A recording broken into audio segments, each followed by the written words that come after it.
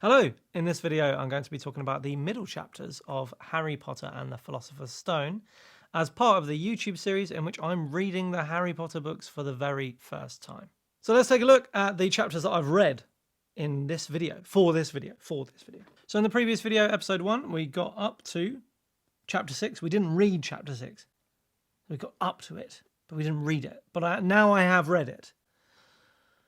Chapter 6 is The Journey from Platform 9 and 3/4, which I have now read. A classic on the train, isn't it? Chocolate frogs and all that. Then we go to chapter 7, The Sorting Hat, and I've got lots to say about the Sorting Hat because, well, you'll see. Chapter 8, The Potions Master, Snape. Chapter 9, The Midnight Duel against Draco Malfoy. Chapter 10, Halloween. I struggle to remember what happened on that one, but it's the troll in the toilet with, is it in the toilet? I think it's in the toilet with Hermione. Sounds weird. It's weird. Chapter 11, Quidditch.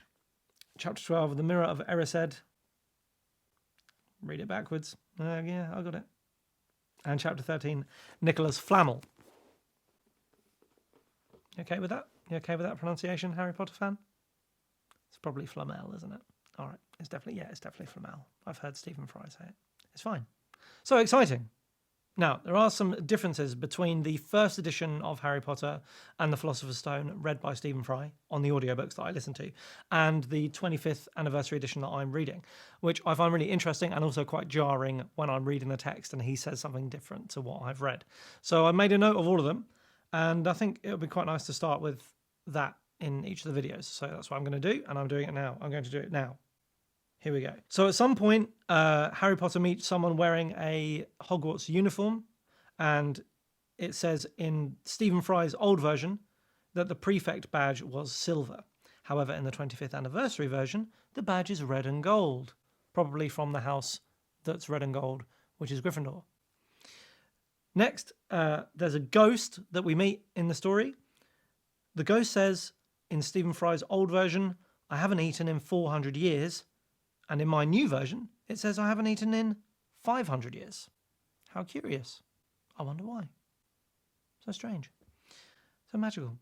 And finally, Marcus Flint is described as a 6th year student in the first edition, but a 5th year student in the 25th anniversary edition. Maybe there is no 6th year at Hogwarts. I don't know. Because I've never read the stories. Keep up.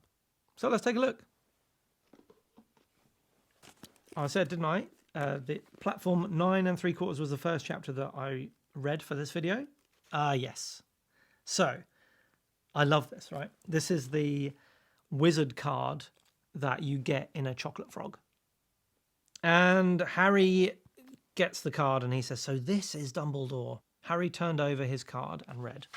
And I'll show you what that looks like in the 25th anniversary edition. Can you see that there, Charlie? And it says, Albus Dumbledore, currently headmaster of Hogwarts, considered by many the greatest wizard of modern times. Professor Dumbledore is particularly famous for his defeat of the dark wizard Grindelwald in 1945, for the discovery of the 12 uses of dragon's blood, and his work on alchemy with his partner Nicholas Flamel. Professor Dumbledore enjoys chamber music and 10-pin bowling. 2 things here. Number 1. Dumbledore defeated the Dark Wizard Grindelwald in 1945. This is madly interesting to me.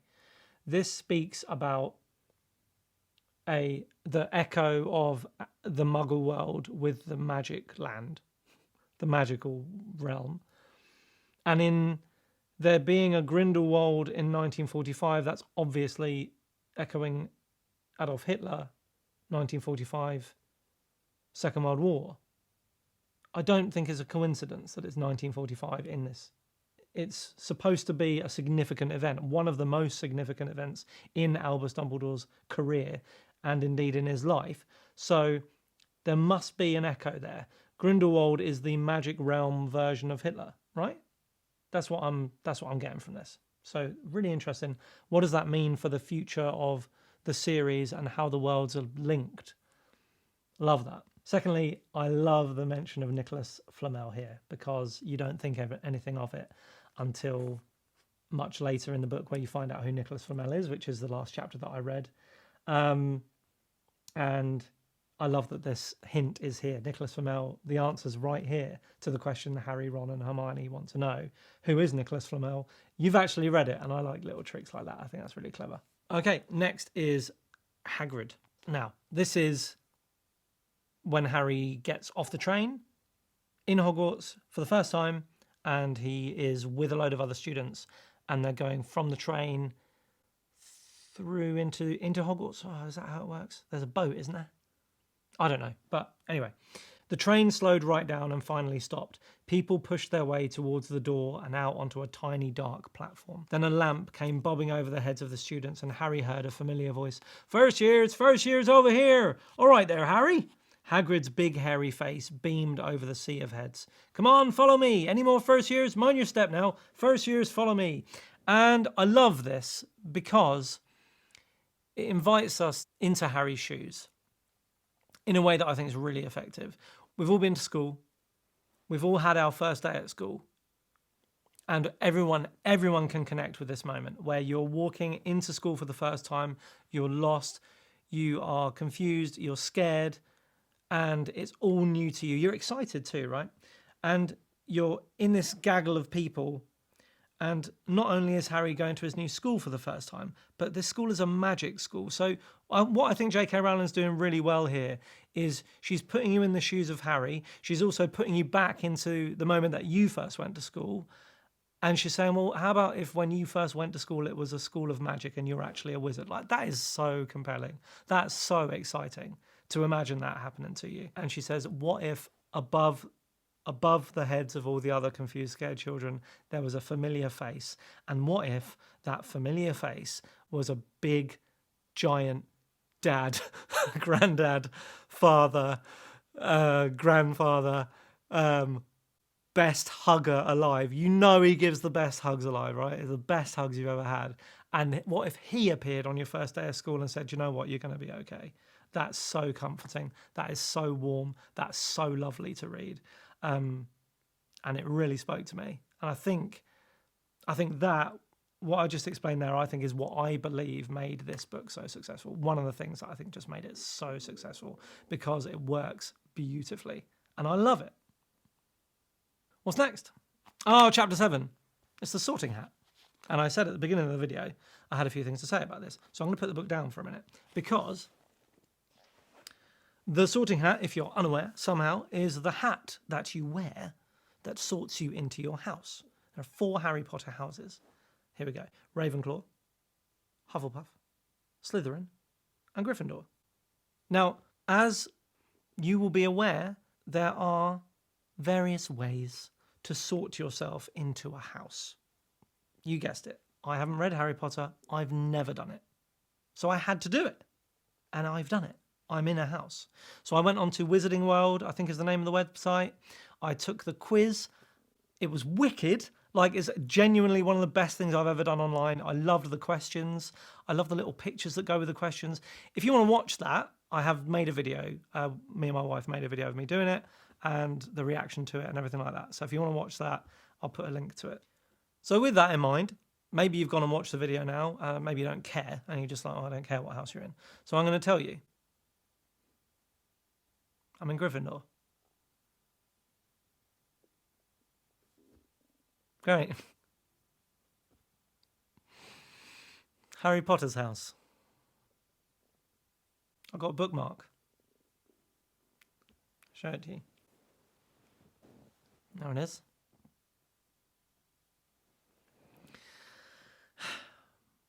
In addition to the lovely bookmark that my wife bought me, I've been a bit harsh about the bookmark. It's beautiful, really nice. I was also bought this mug, which is full of cold tea. And when you put hot liquid in it, which you're supposed to do, it shows you what house you're in. I'm going to go and do that now. I'm actually going to just put it in the microwave, and then I'm going to come back and show you that. Bye. Right, and I've got the tea, and it's hot now, and as you can see, woohoo, it's changed colour, and really, really hot. Okay, well, okay. Okay, and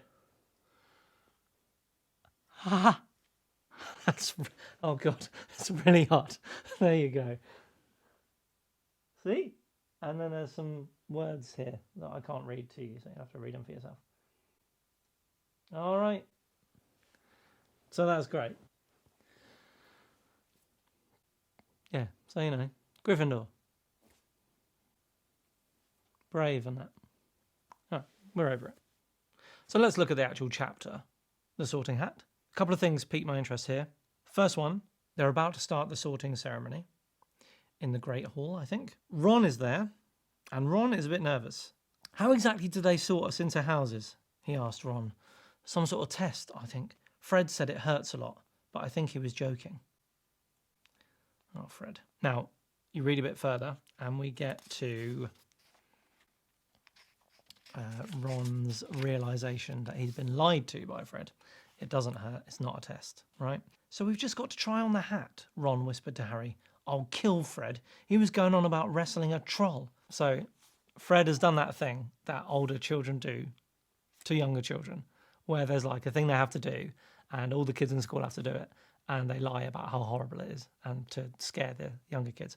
When I was at school, it was a BCG vaccination injection thing, and the older kids told the younger kids that they like put the needle in your arm, inflated a bubble of skin, and then popped it, and we all believed it because I don't know, because we were stupid. And then when we got there, we were terrified, sat down in the chair. The nurse was really lovely, gave you a jab, put a bit of cotton wool on it, and said, off you go. That's it. And I felt a lot like how Ron feels about the sorting hat, and how Fred has lied to him about it being a whole process where you have to fight a troll and do a test and things like that. It just reminded me of that. Let's continue. The second thing I want to talk about in the Sorting Hat chapter is Dumbledore. He just does a strange thing. So he talks about music. Let's join it. It's after the sorting ceremonies happened, and part of the ritual is for them to sing, right? So, and now, before we go to bed, let us sing the school song, cried Dumbledore. Harry noticed that the other teachers' smiles had become rather fixed. Everyone pick their favourite tune, said Dumbledore, and off we go.